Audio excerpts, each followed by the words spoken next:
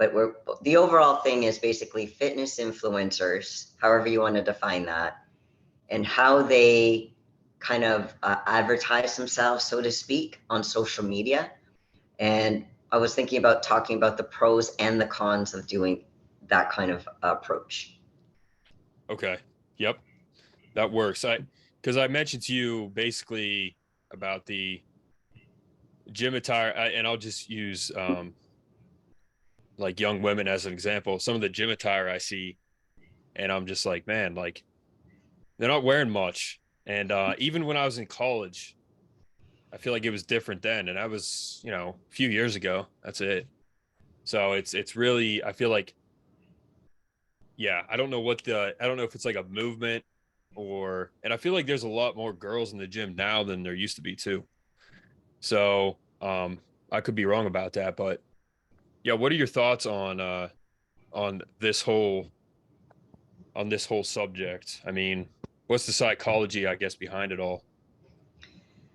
So I don't know if there's necessarily more women. There's probably more women now than there ever has been, because the women feel a little bit more safer because, and I don't mean that men were threatening or anything, but sometimes people, and this can happen to guys too, Mark, that if they're not, let's say, more fit, there's a feeling of shame being in the gym because they feel that other people are going to be staring at them or judging them. And I'm not saying that happens, but it's that whole fear of, people are going to see me and they're going to judge me.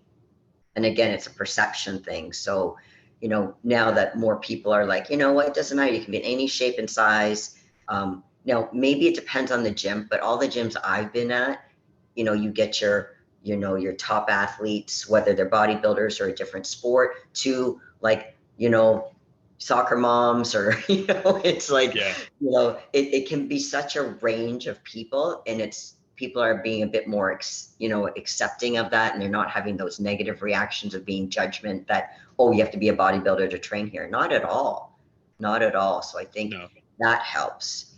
But social media has actually brought people into the gym that may not have been in the gym otherwise, because they're Right. trying to get themselves out there by posting content. So one of the ways they post content is they show themselves at the gym. Let's say they're showing how to do a squat or whatever exercise. And I don't have a problem with that. So the thing is, I don't want people to take away from this, Mark, that I think that, let's say, tripods are bad. But I do think there's a time and a place for it, and there's a way to do it. So especially if you have a busy gym, probably Yeah. not the best time to do it. Find it, or even ask the people at the desk, when is it less time, busy time, so I can, do some recording. Now, Yeah. and then you don't want to take up like a bunch of machines, right? So, sometimes when people bring their tripods, they also bring like these big umbrellas with the lights and stuff, and it just takes up too much space. So, it becomes a culture of, I'm here, I'm important, you guys have to like take your turn, wait. And it's like, you know what? Everyone buys a membership. This is like whatever machine that you're on, it's not your machine. You can share it, absolutely. We can take turns or whatever, but it doesn't belong to you. And especially if they hog an area, like sometimes Yeah. it's not even just one machine. Hmm. But with the onslaught of the social media, people are becoming these, what do they call them? These content creators now. Yeah. Yeah. So, Matt, no matter what your job is, you might have like whatever your day job is, plus be a content creator. And there's people who can make money just being a content creator, 24/7, basically. They put content, let's say, every day. Okay. Right. But the problem is when it comes to the gym culture, there's that, and again, I'm not saying everyone who has a tripod does this, because sometimes you might need to show an exercise to your, let's say, your trainer, your coach. Am I squatting properly? Or your physiotherapist to saying, okay, let's see your technique. That's different, but we're talking about people who put stuff on their, let's say, Instagram or Facebook or whatever social media platform they use to, develop a following. There's good and bad about that. So let's talk about some of the pros, and I'm going to get to the attire in a minute because I think that's really important. Yeah. But some people might think, Well, is it a bad thing or is it a good thing? And then again, it comes around to, well, it depends. So let's say one of the pros is you can get increased attention. So if you're trying to build a brand, you might be a coach, let's say, trying to get clientele. Mhm. You want to show people what you're, the kind of style of maybe that you do for coaching or give some free tips. You're trying to build your brand and get your name out there. So in that respect, it's good because you get to access more people, because we used to have coaches where they would be in our gym. Now there's online coaching, or that would supplement what you have with your coach at the gym. So you can Mhm. access more people, build more business. So it's a win-win, because there's sometimes people, and I don't know if you're in this situation, Mark, but sometimes not all gyms are created equal. As far as the equipment or even the Yeah. coaches, you can have a really good gym, but let's say there's not really any good coaches, so you don't have to necessarily travel X number of hours to be able to be with a good coach. You can have one online. Yeah. So in that respect, to again build your brand, I think that's a really good thing. Um, Now, it can also do, let's say, another pro for doing stuff online is it can inspire people. It can motivate people. Give them, let's say, different exercises, or let's say they say, hey, if you've got an injury, look, it doesn't mean you can't work other body parts.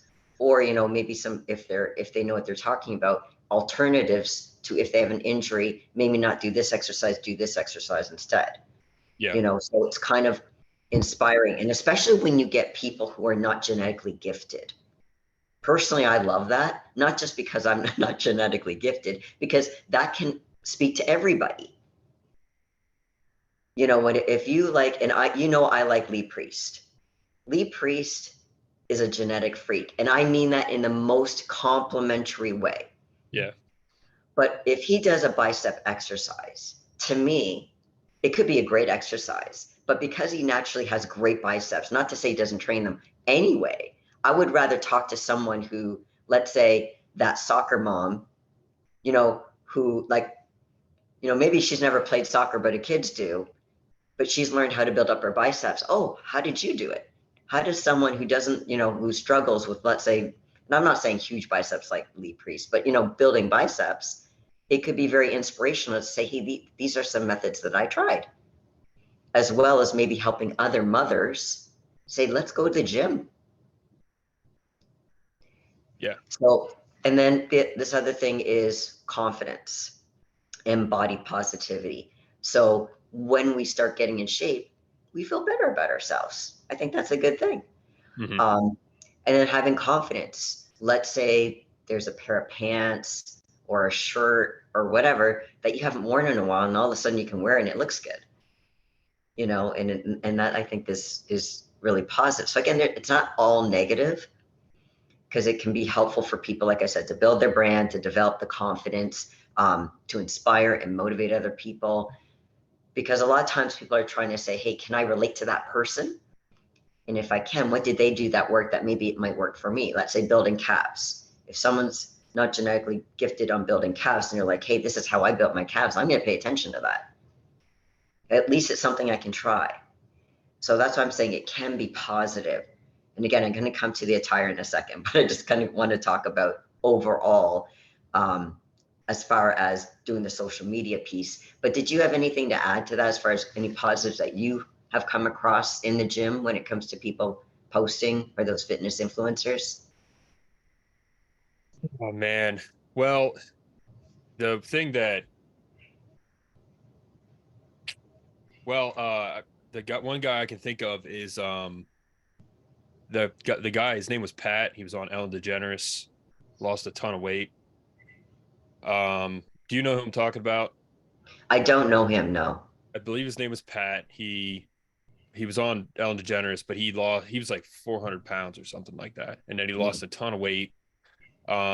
So that's one example I could think of that's like actually like a good fitness influencer, because he's basically a bodybuilder now. And I'm pretty sure he did a bodybuilding show. Like that's how much of a drastic transformation he made.